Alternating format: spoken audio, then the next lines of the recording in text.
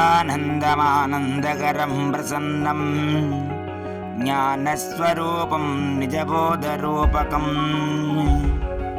యోగేంద్రమేఢ్యం భవరోగవైద్యం శ్రీ సద్గురుం నిత్యమహం భజామి.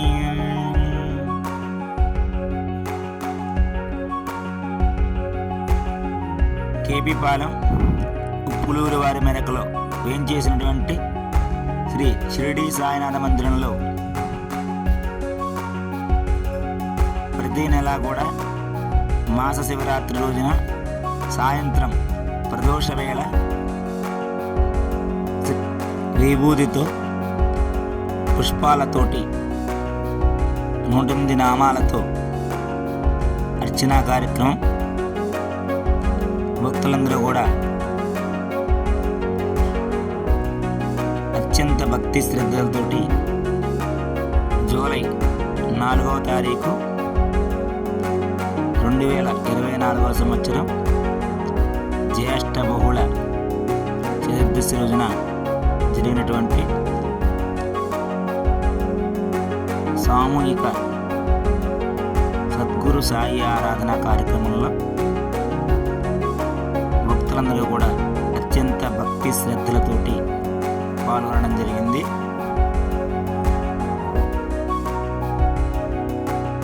ఈ సాయినాథ మందిరంలో ప్రతి నెల కూడా పౌర్ణమి రోజున ఉదయం పూట పంచామృతాలతోటి భగవన్ నామంతో అభిషేక కార్యక్రమం జరుగుతుంది. సాయంత్రం వేళ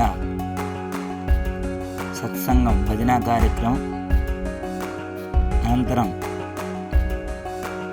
సాయినాథునికి హారతితోటి ప్రతి పౌర్ణమి రోజు విశేషంగా ఆరాధనా కార్యక్రమం జరుగుతుంది.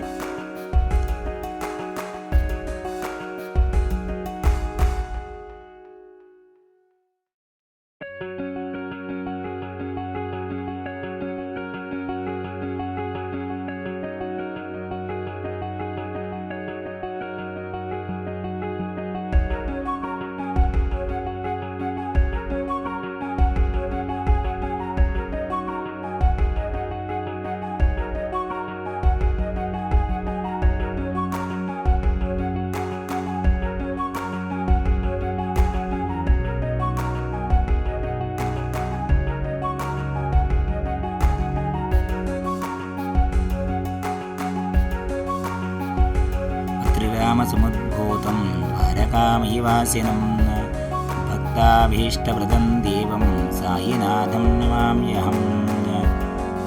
షిరిడి సాయినాథ దేవతాభ్యో నమః.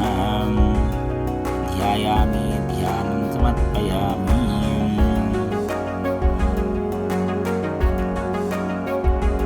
ఆవాహయామి. ఓం సాయీశ్వరమావాహయామి.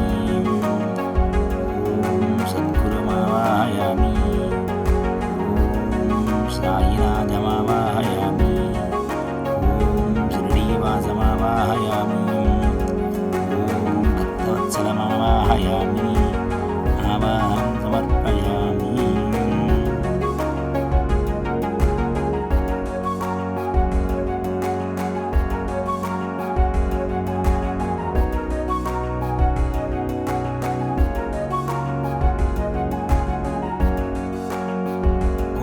నిధనపతయే నమః. ఓం నిధనపదాంతికాయ నమః. ఓం ఊర్ధ్వాయ నమః. ఓం ఊర్ధ్వలింగాయ నమః. ఓం హిరణ్యాయ నమః. ఓం హిరణ్యలింగాయ నమః. ఓం సువర్ణాయ నమః. ఓం సువర్ణలింగాయ నమః. ఓం దివ్యాయ నమః. ఓం దివ్యలింగాయ నమః. ఓం భవాయ నమః. ఓం భవలింగాయ నమః. ఓం శర్వాయ నమః. ఓం శర్వలింగాయ నమః. ఓం శివాయ నమః. ఓం శివలింగాయ నమః. ఓం జ్వలాయ నమః. ఓం జ్వలలింగాయ నమః. ఓం ఆత్మాయ నమః. ఓం परमलिङ्गाय नमः ॐ परमाय नमः ॐ परमलिङ्गाय नमः ॐ श्रीलक्ष्मीनारायणाय नमः ॐ श्रीरामकृष्णशिवदत्तमारुत्यादिरूपाय नमः ॐ शेषसायिने नमः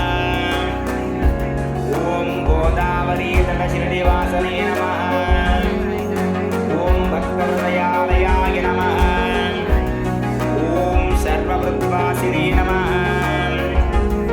ॐ भूतावासाय नमः ॐ भूतभविष्यद्भाववज्जिताय नमः ॐ कालातीताय नमः ॐ कालकालाय नमः ॐ कालदर्पदमनाय नमः ॐ मृत्युञ्जयाय नमः ॐ मत्याभयप्रदाय नमः ॐ अमर्त्याय नमः ॐ जीवानाराय नमः ॐ सर्वानाराय नमः ॐ भक्तावनसमर्थाय नमः ॐ आरोग्यक्षेमदाय नमः ॐ अन्नवस्त्रदाय नमः ॐ आरोग्यक्षेमदाय नमः ॐ धनमाङ्गल्याय नमः ॐ बुद्धिसिद्धिदाय नमः ॐ पुत्रमित्रकलत्रबन्धुदाय नमः ॐ योगक्षेमबहाय नमः ॐ आपद्बान्धवाय नमः ॐ मार्गबन्धवे नमः ॐ मुक्तिमुक्तिस्वर्गापवर्गदाय नमः ॐ प्रियाय नमः ॐ प्रीतिवर्धनाय नमः ॐ अन्तर्यामिने नमः ॐ तच्चिदात्मने नमः ॐ आनन्दाय नमः ॐ आनन्ददाय नमः ॐ परब्रह्मणे नमः ॐ परमेश्वराय नमः ॐ परमात्मने नमः ॐ ज्ञानस्वरूपिणे नमः ॐ जगदपित्रे नमः ॐ भक्तानां मातृपितृपितामहाय नमः ॐ भक्तानुग्रहकातराय नमः ॐ शरणागतवत्सलाय नमः ॐ भक्तिसिद्धिप्रदाय नमः ॐ ज्ञानवैराग्यदाय नमः ॐ प्रेमप्रदाय नमः ॐ संशयहृदयोत्पल्यभावकर्मवासनाक्षयकराय नमः ॐ हृदयग्रन्थिवेदकाय नमः ॐ कर्मविद्वंसिने नमः ॐ शुद्धतत्त्वस्थिताय नमः ॐ गुणातीतगुणात्मने नमः ॐ अनन्तकल्याणगुणाय नमः ॐ अमितविक्रमाय नमः ॐ धीरे नमः ॐ दुर्दर्शाक्षोभ्याय नमः ॐ अपराजिताय नमः ॐ त्रिलोकेश अभिघातकतये नमः ॐ असख्यरहिताय नमः ॐ सर्वशक्तिमूर्तये नमः ॐ स्वरूपसुन्दराय नमः ॐ सुलोचनाय नमः ॐ बहुरूपविश्वमूर्तये नमः ॐ अरूपाव्यक्ताय नमः ॐ अचिन्त्याय नमः ॐ सूक्ष्माय नमः ॐ सर्वाश्रवणकीर्तनाय नमः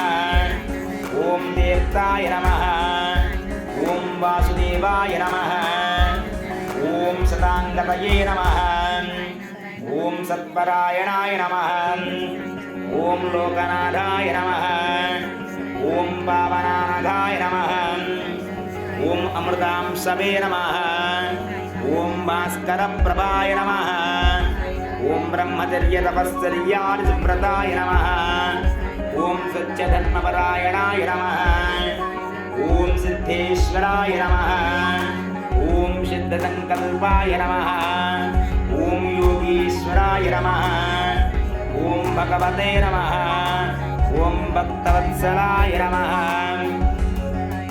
ॐ सत्पुरुषाय नमः ॐ पुरुषोत्तमाय नमः ॐ सत्यतत्त्वबोधकाय नमः ॐ कामादिहरिषड्वैरिंसिने नमः ॐ अवेडा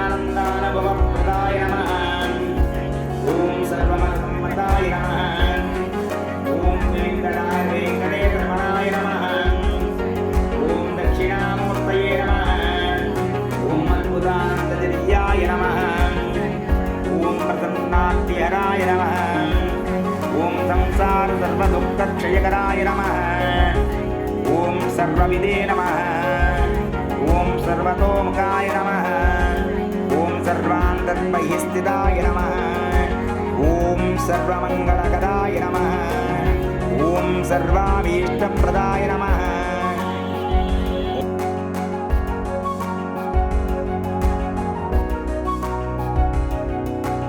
श्री शिरडीसायनाथ देवताभ्यो नमः नानाविधपरिमलपत्रपुष्पूजाक्षतान् समर्पयामि ॐ साई श्री साई जय जय साई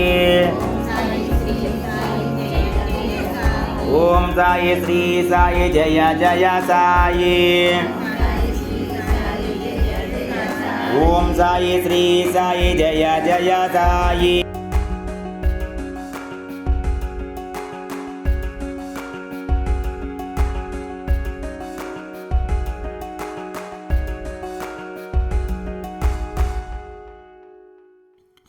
परमगुरु साई की मंगलम सद्गुरु साई की मंगलम जय सद्गुरु साई की मंगलम मंगलमय साई जय मंगलमय साई पराशक्ति वो साई पराब्रह्म वो साई शिरडी वासुडवो हृदय निवासुडमु